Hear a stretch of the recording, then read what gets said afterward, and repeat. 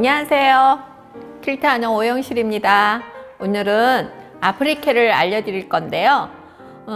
보통의 아프리케는 손으로 접어서 하실 수도 있지만 원형이든지 특별한 모형이 있는 거는 손으로 접어서 하기가 힘들기 때문에 라이너 페이퍼를 넣고 하는 방법을 알려드릴 겁니다. 그래서 원형과 하트 두 가지의 방법을 알려드릴 건데, 이것을 배우시면 본인이 원하는 이미지를 아프리케 할 수 있어서 좋으실 듯 하고요. 아프리케는 다 아시죠? 아프리케는 천 위에 다시 덧붙이는 작업이라고 생각하시면 됩니다. 그러면 원형의 아프리케를 알려드릴게요. 원형, 본인이 원하는 사이즈의 원형에 본을 그리시고 시접 0.7을 남기신 다음에 이렇게 재단을 합니다. 안경을 꼭 바꿔 써야 돼요. 눈이 나빠져 가지고요. 이제는 돋보기를 쓰지 않으면 바느질을 할 수가 없답니다. 그래서 이렇게 재단된 천의 원형에 홈질을 해서 이제 형태를 만드실 건데요. 이 홈질은 너무 땀이 적으면 오히려 페이퍼를 넣어서 당길 때 모양이 잘 안 날 수 있으니 한 0.5 간격의 홈질을 하시면 훨씬 더 편한 라이너 페이퍼 작업을 하실 수 있습니다. 그래서 이렇게 홈질을 해 나가죠. 그리고 하나 팁으로 알려드리자면, 아프리케 하는 천의 두께가 이렇게 너무 두꺼운 천은 아프리케 할 때 하시기가 쉽지 않으시거든요. 그러니까 좀 얇은 천을 쓰시는 게 더 좋을 것 같아요. 그래서 이렇게 하신 다음에 이렇게 당기면 우리가 원하는 모양의 형태를 만들 수 있습니다. 그래서 여분의 실을 남기고 잘라 놓으시고, 이게 하나만 하는 게 아니라 여러 가지 형태를 같이 반복할 수도 있으니까 일단은 이렇게 잘라 놓으시고요. 이번에는 하트를 알려드릴게요. 하트는 여기에 고립하여 있고 여기는 뾰족한데, 이럴 때는 여기에 들어가는 곳에 가위밥을 두고 바느질을 하시면 형태감이 이쁘게 나올 수 있습니다. 저한테는 사랑이라는 단어가 자체가 약간의 징크스 같은 단어입니다. 왜냐면 학교 다닐 때 우리 모두 영어 학원, 영어 선생님한테 수업 안 들은 사람이 없잖아요. 저희 가르칠 때 영어 선생님, 학원 선생님 계셨는데 항상 저희한테 하시는 말씀이, 니네는 라이크와 러브를 구별도 못한다고 맨날 그거 갖고 야단을 치셔서, 정말 이게 뭔가 라이크하고 러브가 얼마나 차이가 나나 그거를 생각했던 적이 있었는데요. 그렇게 심각하게 생각할 필요 없을 것 같아요. 이제 와서 생각해 보니 사람은 살아가면서 결국에 사람이기 때문에 사랑을 만들어가는 게 우리의 삶이 아닐까? 그런 생각을 하고 나니까 정말 사랑할 수 있고 사랑만 할 수 있다면 그보다 더 행복한 건 없다라는 생각이 듭니다. 하트의 한쪽에 시접을 자르고 홈질을 똑같이 아까 원형한 것 같이 한 다음에 실을 남기고 자르고요. 다른 쪽도 마찬가지로 홈질을 해 나갑니다.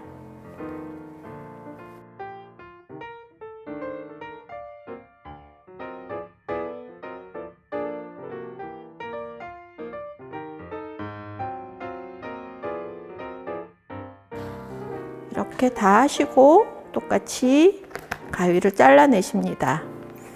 그리고 우리가 갖고 있는 페이퍼 안에 이것을 넣는데요. 이 페이퍼라고 해서 꼭 깨끗한 도화지를 사서 해야 할 필요는 저는 없다고 생각하고요. 형태감도 하트를 꼭 어디서 이거를 다운을 받아야 된다, 본을 만들어야 된다 생각하지 마시고요. 저는 하트 할 때 집에 있는 뭐 달력이든지 아니면 물건 속에서 나온 종이를 반을 접어서 제가 임의적으로 그냥 가위로 오려서 쓴 경우가 많은데요.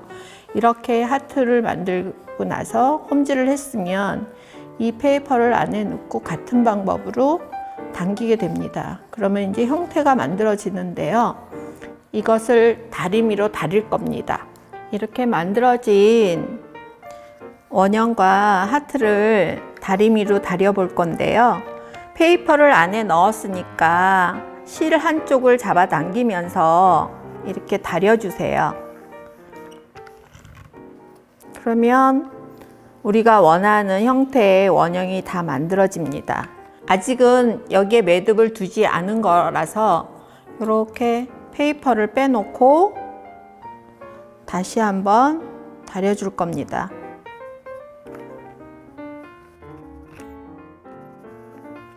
이렇게 원형이 만들어졌고요.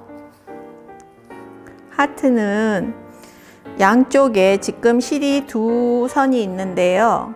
어느 한 점을 먼저 이렇게 다리시고요.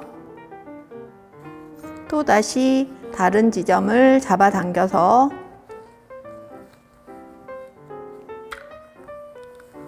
다려줍니다.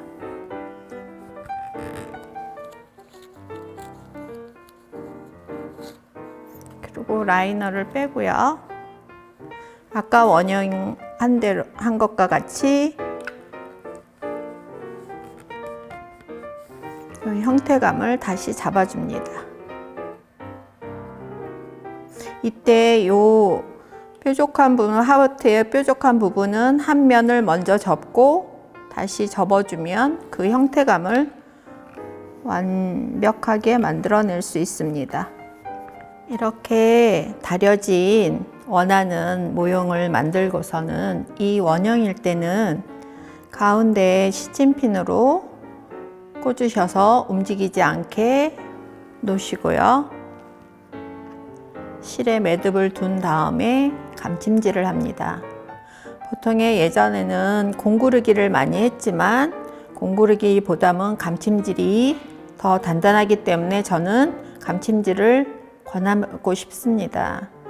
그리고 이때 바늘은 보통 우리가 쓰는 바늘은 퀼트 바늘도 있고요. 아프리케 바늘도 있는데 아프리케 바늘과 퀼트 바늘의 차이는 아프리케 바늘은 퀼트보다 훨씬 가늘기 때문에 정교한 바느질을 감침질을 할 수 있습니다. 그리고 이 감침질을 할 때 옆면에서 하시기보다는 본인과 이 바늘의 방향이 수직이 되게 놓고 하시면 훨씬 더 깨끗한 감침질을 할 수 있습니다. 다음에 제가 바느질을 처음 할 때 감침질 한 것을 한번 보여드릴게요. 그래서 그거를 보시면 맨 처음에는 바느질이 이쁘게 안 돼. 왜 나는 안 될까? 나는 왜 이렇게 지저분하게 실이 보이는 걸까? 하셨던 분들도 그 마음을 다 잊으실 수 있을 거예요. 이 촬영을 준비하면서 이것저것 꺼내다 보니 맨 처음 시작할 때 했던 바느질이 나왔는데요. 정말 눈 뜨고 볼 수가 없었어요. 그렇지만 제가 회원들한테 수강을 할 때, 강의할 때는 항상 그런 얘기를 했거든요. 퀼트는 누군가는 바느질은 솜씨가 있는 사람만 하는 거라고들 얘기를 하지만 이게 바느질이라는 건 해보면 습득되어지는 거지 자기가 타고난 재능이 있어서 하는 거는 아닌 것 같아요. 정말 그 제 예전에 했던 거를 보면 그 말을 믿으실 거예요. 그래서 꾸준히 조금씩 본인이 남아있는 시간 안에 본인이 즐기실 수 있고 또 이 시간이 천천히 가기 때문에 그 안에서 많은 이야기와 그 시간들을 담고 있기 때문에 훨씬 즐거움의 크기가 다를 거라고 저는 생각을 합니다. 이렇게 원형의 아프리케가 끝나면 매듭을 두시고 실을 잘라냅니다. 그리고 이렇게 만들어진 거는 보통 퀼트를 하기 위해서 아프리케를 한 거기 때문에 뒷면을 자르게 되는데요.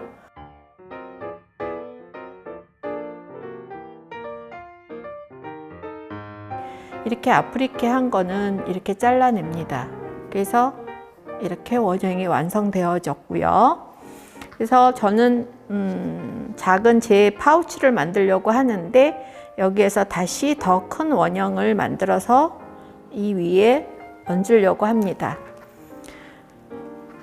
하트는요, 아까 우리가 했듯이 이것을 아까 원형을 고정하는 것 같이 핀만으로는 꼬매시기가 나쁘시니까 이렇게 굵은 면실을 끼워서 한번 시침을 해 놓으신 다음에 하시면 훨씬 자기가 원하고자 하는 형태의 아프리케를 하실 수 있습니다. 저는 맨 처음에 퀼트를 시작했을 때는 세상에 제일 아까운 게 이 시침하는 시간이었거든요. 그래서 시침을 안 하고 해보기도 했지만 그러면은 결국에는 완성이 떨어져서 뜯어내고 다시 하는 반복을 하게 됐는데 이제는 그래서 안 보이는 작업에도 시간을 안 아끼려고 하는 그런 마음이 생겼고 결국에는 그 시간 하나하나가 모두 소중하다는 생각을 합니다. 이렇게 시침을 하게 되면 자기가 움직이지 않고 모양도 뒤틀림 없이 바탕천과 하트에 원한 하트가 보이니까 이대로 해서 아까 원형같이 감침질을 하시면 됩니다. 그래서 아프리케 수업은 강의는 이렇게 끝나고요. 저는 여기에 이렇게 하트를 만들어 봤어요. 그래서 제가 지금 촬영하면서 마시고 있는 컵을 여기에 담아 갖고 왔는데 뭐 꼭 그렇게만이 아니더라도